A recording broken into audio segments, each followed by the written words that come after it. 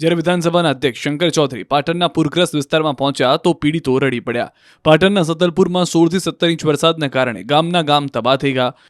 ખેડૂતોનું ગોળો અને ગોફણ બધું જ ગયું છે. હવે કંઈ બચ્યું જ નથી. ત્યારે પાટણના સતલપુરના પૂરગ્રસ્ત વિસ્તારોનું નિરીક્ષણ કરવા માટે ધારાસભ્ય અને વિધાનસભાના અધ્યક્ષ શંકર ચૌધરી પાટણના નળિયા ગામે પહોંચ્યા.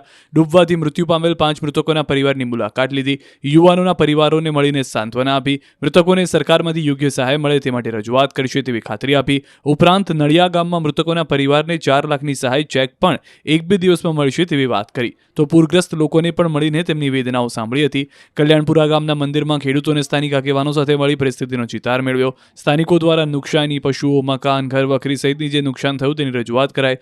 ઉપરાંત પાણી નિકાલ, તળાવો, ચેકડેમ તૂટવા અને રિપેરિંગની પણ રજૂઆત કરાઈ. જેમાં સમગ્ર સાંતલપુર તાલુકામાં સર્વે કરી યોગ્ય સહાય મળે તે બાબતે રજૂઆત કરવાની ખાતરી આપી છે.